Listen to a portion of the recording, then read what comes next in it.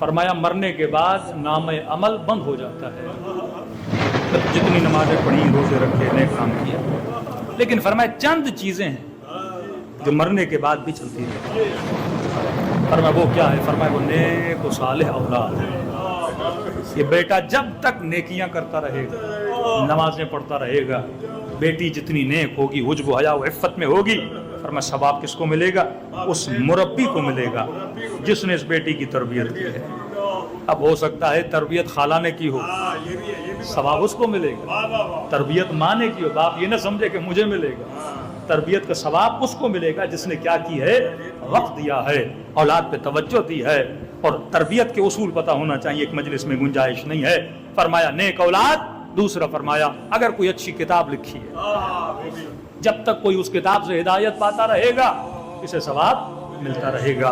तीसरी चीज फरमाया अगर कोई अच्छा इदारा बनाया है, मस्जिद बनाई है, इमाम बाड़ा बनाया है, जहाँ पे लोग आते हैं और उन्हें हिदायत मिलती है, फरमाया इसको सवाब सदक़े जारी मिलता रहेगा।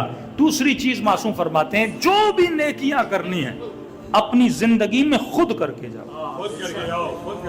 ये नहीं कि आप वसीयत करके जाओ कि बेटा मर रहा हूं, मेरे अकाउंट में 10 लाख हैं, गरीबों को दे देना, कज़ा नमाजें पढ़ा लेना, कज़ा रोजे रख लेना। हमारे एक दोस्त मौलाना ईरान में कहते, मौलाना एक मोमिन का वहाँ ये रस्म है कि जब कोई मर जाता है तो मौलाना आते हैं, उसका वसीयतनामा फैमिली सारी सुनती है। तो उन्होंने वसीयतनामा पढ़ा कि इतना मेरे बेटे का, इतना मेरी बेटी का, इतना मेरी बीवी का, सारा उन्होंने तकसीम बंदी कर दी थी।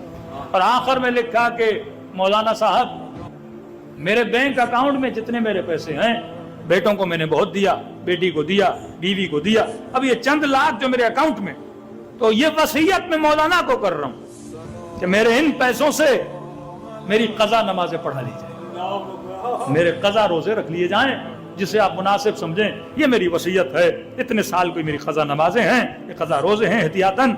हम होता यह है कि मरहूम जब दुनिया से जाता है, हम कई उसके लिए अच्छे काम कराते हैं। बेटों के लिए अर्ज कर रहा हूँ, मरहूम के, कोई भी मरहूम दुनिया से जाता है, कोई खैर खैरात के काम करता है, सदक़ात करता है, 10-10 मजलिसें मरहूम के लिए रखवा लेते हैं। लेकिन प्रायोरिटी किस चीज़ की है कि मैं खैरात करूँ उस मरहूम के लिए? ये अमल ज़्यादा बेहतर है। इम्पोर्टेंट इन मोस्ट इम्पोर्टेंट, सबसे पहले मैंने क्या करना है? सबसे पहले आपने मरहूम के वाजिबात को अदा करना, उसके बाद ये खैर खैरात के काम तो पूरी ज़िंदगी होते रहेंगे। आपको डाउट था कि इतने साल मसलन नमाज नहीं पढ़ी, वाजिब है कि आप सबसे पहले उसकी क़ज़ा नमाजें पढ़ाएं। आपको डाउट था कि इतने साल रोजे नहीं रखे, तो वाजिब है कि आप उसके रोजे रखवाएं। अब इसकी कंडीशन ये है, अगर कोई बंदा रोजा नहीं रख सकता था और उसी बीमारी के आलम में दुनिया से चला गया, तो वो रोजे क़ज़ा नहीं है।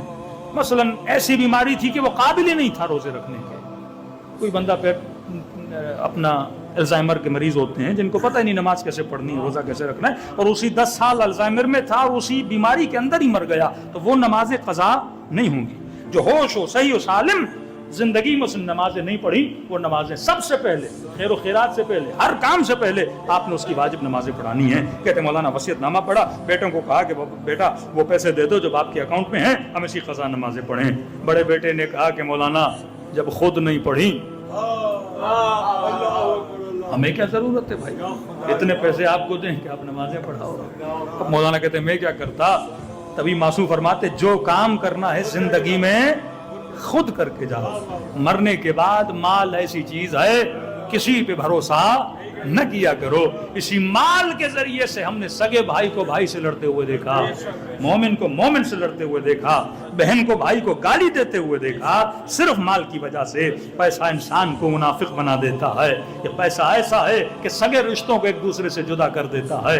कभी रसूल के पास जब 2 बेटे आए, कहने लगे या रसूल अल्लाह, हमारा बाप हमारे पीछे बहुत ज्यादा माल छोड़ के गया है। या रसूल अल्लाह, हमने बेटों में भाइयों में तकसीम कर दिया, 2 गोदाम खजूरों के भरे हुए थे। या रसूल अल्लाह, बाप क्योंकि इतना सखी था और इतना माल छोड़ के गया, लिहाजा ये 2 गोदाम हमने वालिद के नाम पे खैर खैरात में दे दिए। रसूल खुदा को गोदाम में ले गए, का पूरे शहर में या रसूल अल्लाह हमने खजूर अपने वालिद के नाम पे बांट दी है। रसूल गोदाम में जाते हैं, अल्लाह ऐसी औलाद हर बाप को दे जो मरने के बाद बाप के नाम पे इतनी खैरात करे। कहते रसूल की निगाह जमीन पे पड़ी, जमीन पे खजूर पड़ी हुई थी। रसूल खुदा ने खजूर उठाई और बड़ी हसरत से खजूर को देखा। या रसूल अल्लाह, आप इतनी हसरत क्यों खा रहे हैं? का जितना माल तूने दिया है وہ اس ایک کھجور کے برابر ہے. اگر وہ زندگی میں خود دیتا تو ایک کھجور کا ثواب اس پورے مال کے برابر ہوتا. ابھی جو دیا ہے وہ تم نے دیا ہے، یہ تمہارے کھاتے میں لکھا جائے گا. اس کے کھاتے میں ایک ہی کھجور کا ثواب ہے. ابھی آپ کسی مرحوم کے لیے مجلس کروا رہے ہیں، اس کا زیادہ ثواب اس کو ملے گا جس نے کرائی ہے. مرحوم کو اس کا تھوڑا سا حصہ جاتا ہے. تو فرمایا بہترین عمل جو زندگی میں خود کر کے جاؤ. اہل بیت نے جو کرنا تھا وہ خود کیا. معصوم فرماتے ہیں یہ 60-70 سال کی زندگی، اولا فرماتے ہیں جوان سے پوچھو زندگی کیسے گزری، کہے گا خواب کی طرح گزر گئی. بوڑھے سے پوچھو زندگی کیسے گزری، کہے گا خواب کی طرح گزر گئی. کہ یہ زندگی خواب ہے. آج اس مجمع میں 70 سال کے، 50 سال کے، 40 سال کے لوگ بیٹھے ہیں. مجلس کے بعد ایک دوسرے سے پوچھیے آپ کی زندگی کیسے گزری، کہیں گے پتہ ہی نہیں لگا. 60 سال کیسے گزرے، 40 سال کیسے گزرے. ہم وہ مسافر ہیں کہ کسی سفر کے لیے نکلے پر اپنی منزل کو بھول گئے، راستے میں ہی مشغول ہو گئے کہ ہم یہاں کرنے کیا آئے تھے. ہم دوسری چیزوں میں لگ گئے. ہم ایک ایسے سفر میں نکلے ہوئے ہیں کہ بھول گئے کہ ہم دنیا میں آئے کیوں تھے. فرمایا موتو قبل ان تموتو، زندہ ہو جاؤ اس سے پہلے کہ تجھے موت آ جائے، اس سے پہلے کہ خدا موت دے کے جگائے. فرمایا خود جاگ جاؤ.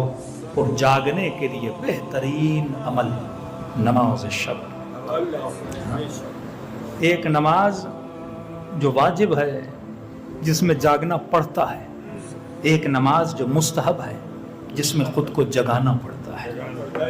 فرمایا قبر کی روشنی یہ نماز شب 40 دن انسان پڑھے، پھر دیکھے خدا اس کے دل پہ نور اور حکمت کے چشموں کو کیسے جاری کرتا ہے. تو عزیزو زندگی خواب ہے. فرمایا اس خواب کے لیے اپنی ابدی زندگی کو تباہ و برباد نہ کیجیے.